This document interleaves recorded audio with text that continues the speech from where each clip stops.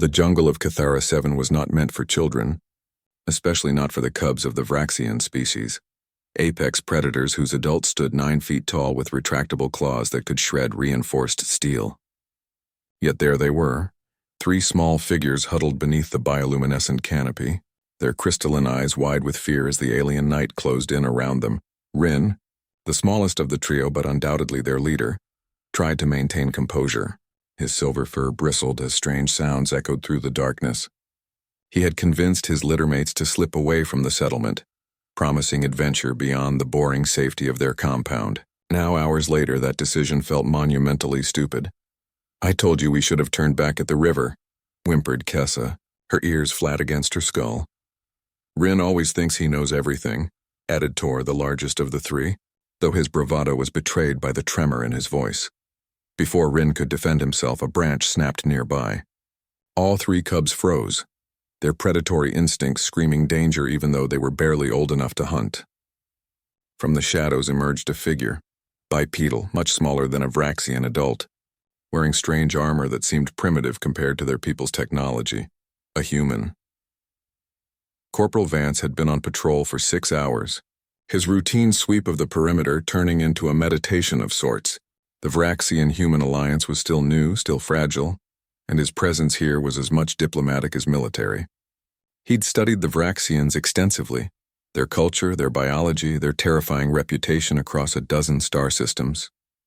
They were warriors born, a species that had conquered their way across their home cluster before humanity had even discovered fire. What the briefings hadn't prepared him for was finding 3 of their cubs, lost and clearly terrified in the middle of hostile territory. "Easy there, little ones," Vance said softly, raising his hands to show he meant no harm. His translator worked overtime to convert his words into their growling language. Rin's instincts told him to attack, to defend his littermates as any proper Vraxian would. He bared his needle-sharp teeth and hissed. The human didn't even flinch. Instead, he slowly lowered himself to one knee, making himself smaller, less threatening. "You're pretty far from home," Vance continued, his voice gentle. "Your parents must be worried sick." That word, parents, cut through Rin's bravado like nothing else could. His mother's face flashed in his mind, her usual stern expression transformed by worry. Shame flooded through him. We got lost," Rin admitted, his translated voice barely a whisper. Vance nodded understandingly. "It happens. This jungle's tricky even for me, and I've got GPS." He tapped his helmet. "How about we get you 3 home?" "It's going to be a long walk, though." Kessa took a tentative step forward. "You would help us, even though we are Vraxian?" The question hung in the air, weighted with the history between their species. The Vraxians had initially viewed humanity as soft, weak, easy prey. That misconception had led to a brief but brutal conflict that ended in mutual respect and an uneasy alliance. "Especially because you're Vraxian cubs," Vance replied. "Where I come from, we don't leave kids alone in the dark." What happened next would become legend among both species. Vance, realizing the cubs' short legs would never make the 12-kilometer trek back to the settlement, did something that seemed absurd to Vraxian sensibilities. He hoisted Rin onto his shoulders, settled Kessa in the crook of his left arm, and let Tor ride piggyback. "Hold on tight," he instructed, and began his patrol route back toward the compound. From his perch atop the human's shoulders, Rin had a perspective he'd never experienced before. The jungle looked different from up here, less threatening, more wondrous. Vance moved with surprising grace through the terrain, his armor's servos whirring softly as he navigated roots and streams. "How are you so strong?" Rin asked, curiosity overcoming his earlier fear. "You are smaller than my father." Vance chuckled, the sound rumbling through his chest. "Humans are pretty good at endurance. We might not be the biggest or the fastest, but we can keep going when others stop." "My teacher says humans are weak," Tor said from Vance's back. "Your teacher ever see a human carry 3 Vraxian cubs through hostile territory?"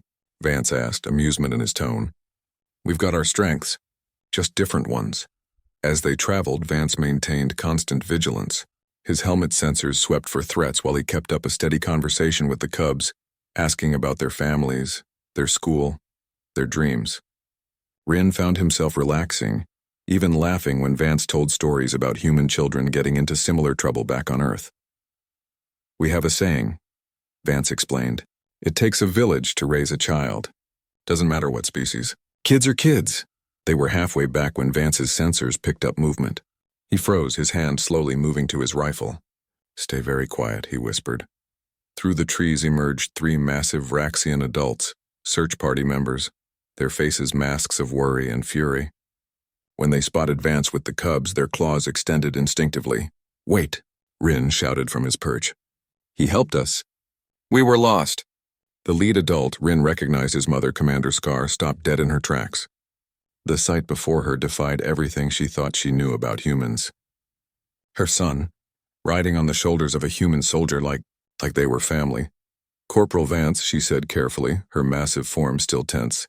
"You found them?" "Yes, ma'am," Vance replied, gently lowering each cub to the ground. "They're safe. Just a bit of an adventure gone wrong." Rin ran to his mother, pressing against her leg. "I'm sorry, Mother. I was stupid. But the human, Corporal Vance, he carried us all the way back. He told us stories and made sure we were safe." Commander Scar studied the human before her. In that moment, she understood something profound.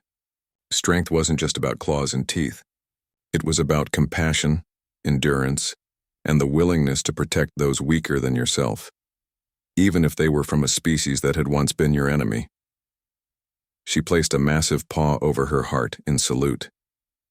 "Corporal Vance, you have my gratitude and my respect." Vance returned the salute. "Just doing what any decent person would do, Commander." As the Vraxian party began their journey back to the settlement, Rin looked back at the human soldier. Vance waved and Rin waved back, his small clawed hand a mirror of the gesture. That night, around dinner tables in both human and Vraxian quarters, the story spread.